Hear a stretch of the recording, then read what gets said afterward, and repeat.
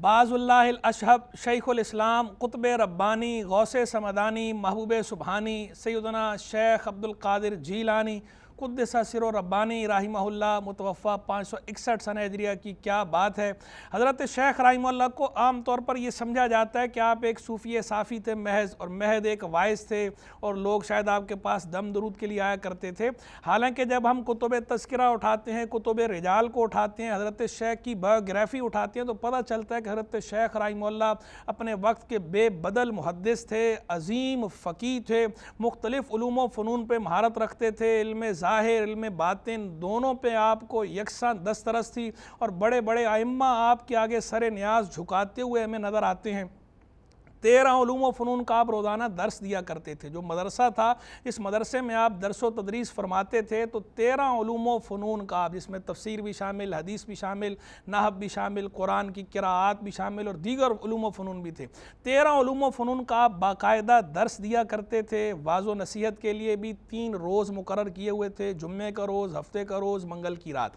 یہ 3 دن مختص تھے واعظ و نصیحت کے لیے۔ جو عام مجمع ہوتا تھا جس کے اندر عوام و خواص سب حاضر ہوتے تھے، انہیں واعظ و نصیحت کرتے تھے، اور درس و تدریس جو فرماتے تھے وہ روز کرتے تھے۔ اب واعظ و نصیحت کا آپ نے جو آغاز فرمایا 521 سنہ ہجریہ سے شروع کیا ہے، اور 561 سنہ ہجریہ تک مسلسل لگاتار کی واعظ و نصیحت فرمایا۔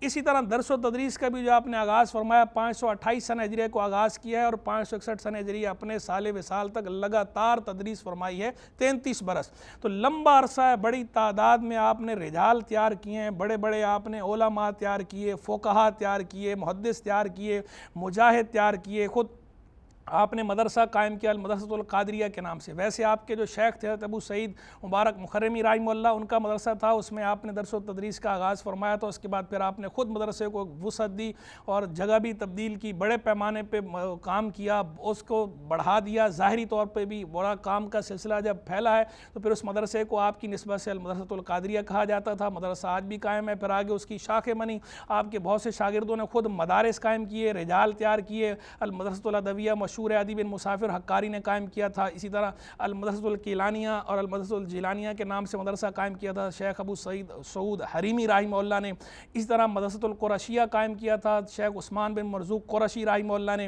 اسی طرح اصفہان کے اندر مدرسہ قائم کیا تھا عبداللہ جبائی نے المدرسۃ الجبائیہ کے نام سے۔ اور بھی بہت سے مدارس آپ کے شاگردوں نے قائم کیے ہیں، اور اس سے بہت سے لوگ تیار ہوئے، مجاہد تیار ہوئے، فقہاء تیار ہوئے، محدث تیار ہوئے، وعاظ تیار ہوئے، اہل خطاب تیار ہوئے۔ اور جو نور الدین زنگی اور بعد میں سلطان صلاح الدین ایوبی نے جب بیت المقدس فتح کیا اور اس کے لیے جو جنگیں کی ہیں، جو جہاد ہوا ہے، اس میں ایک بڑی تعداد آپ کے براہ راست شاگردوں کی اور آپ کے شاگردوں کی بھی تھی جو شریک ہوئے۔ تو دین کو بڑا فائدہ پہنچا، امت کو بڑا فائدہ پہنچا آپ کی مسائی جمیلہ سے۔ بڑے بڑے صوفیہ صافیہ تو رطب اللسان نظر آتے ہی ہیں آپ کی تعریف میں، محدثین بھی آپ کی تعریف میں رطب اللسان نظر آتے ہیں۔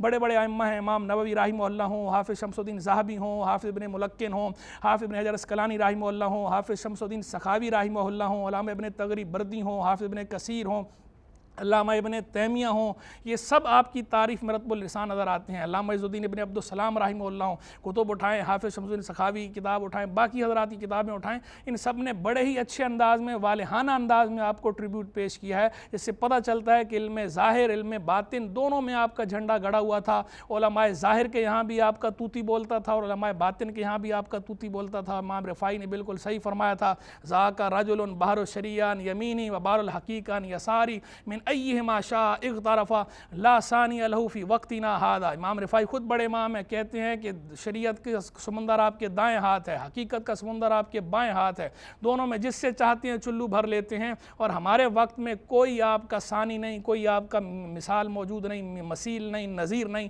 بے مثل و بے نظیر ہیں۔ اللہ تبارک و تعالی حضرت شیخ رحمہ اللہ کے درجات کو اور بلند فرمائے، اور ہمیں آپ کی تعلیمات پہ کاربند ہونے کی توفیق رفیق مرحمت فرمائے، آپ کے فضل و برکات سے صحت وافر عطا فرمائے، اور ہمیں بھی آپ کی طرح خلق خدا کے حق میں اور دین متین کے حق میں نافع اور خادم بنائے۔